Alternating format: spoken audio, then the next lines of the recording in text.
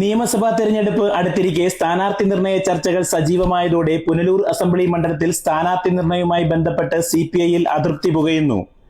Team വ്യവസ്ഥ കർശനമായി പാലിക്കാൻ സിപിഐ തീരുമാനിച്ചതോടെ നിലവിലെ എംഎൽഎ PS സുബാൽ മത്സരരംഗത്തുണ്ടാകാൻ സാധ്യതയില്ല എന്നാണ് നിലവിലെ വിലയിരുത്തൽ. പകരം സ്ഥാനാർത്ഥി ആരെന്ന ചർച്ചയിലാണ് LDFും പാർട്ടിയും. മണ്ഡലത്തിന് പുറത്തുനിന്നും പുതിയ സ്ഥാനാർത്ഥികൾ എത്തുമെന്ന തരത്തിൽ വിവരങ്ങളാണ് കഴിഞ്ഞ ദിവസങ്ങളിൽ പുറത്തു വന്നിരുന്നത്. മണ്ഡലത്തിൽ തന്നെ ജനസമ്മതിയുള്ള നേതാക്കളെ അവഗണിച്ച് മണ്ഡലവുമായി നാളിതുവരെ യാതൊരു ബന്ധവുമില്ലാത്ത ആളുകളെ സ്ഥാനാർത്ഥിയായി കൊണ്ടുവരാനുള്ള നീക്കത്തിൽ പാർട്ടി അംഗങ്ങളിലും LDF പ്രവർത്തകരിലും പ്രതിഷേധമുണ്ട്. ഇതിന്റെ പ്രതിഫലനമായി സോഷ്യൽ മീഡിയ പ്ലാറ്റ്ഫോമുകളിൽ വിവിധ നേതാക്കളെ ഉയർത്തിക്കാട്ടിക്കൊണ്ടുള്ള ചർച്ചകൾ പാർട്ടി പ്രവർത്തകർക്കിടയിൽ സജീവമാണ്. പൊതുവികാരം കണക്കിലെടുക്കാതെ നേതൃത്വം ഏകപക്ഷീയമായി തീരുമാനമെടുത്താൽ ഇത്തവണ മണ്ഡലം LDFിൽ നിന്നും കൈവിട്ടുപോകുമോ എന്ന ആശങ്കയും പ്രവർത്തകർക്കിടയിലുണ്ട്.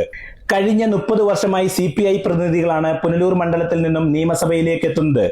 പുനലൂർ മധുവാണ് അവസാനമായി നിയമസഭയിലെത്തിയ UDF നേതാവ്. മുല്ലക്കര രത്നാകരനെയാണ് അന്ന് പുനലൂർ മധു പരാജയപ്പെടുത്തിയത്. UDFിൽ മുന്നണി ചർച്ചകൾക്കൊടുവിൽ പുനലൂർ മണ്ഡലം ലീഗിൽ നിന്നും കോൺഗ്രസ് തിരിച്ചെടുക്കാൻ ധാരണയായിട്ടുണ്ട്.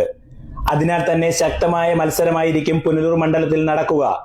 നിലവിൽ പുനലൂരിലെ കോൺഗ്രസിന്റെ സ്ഥാനാർത്ഥി പട്ടികയിൽ ആദ്യം ഇടം പിടിച്ചിരിക്കുന്നത് കിഴക്കൻ മേഖലയിൽ നിന്നുള്ള യുവ നേതാവ് ആണ് എന്നാണ് വിവരം.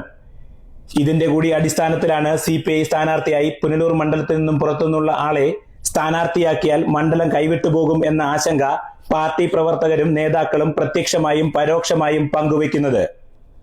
Fox TV news bureau, Punalur.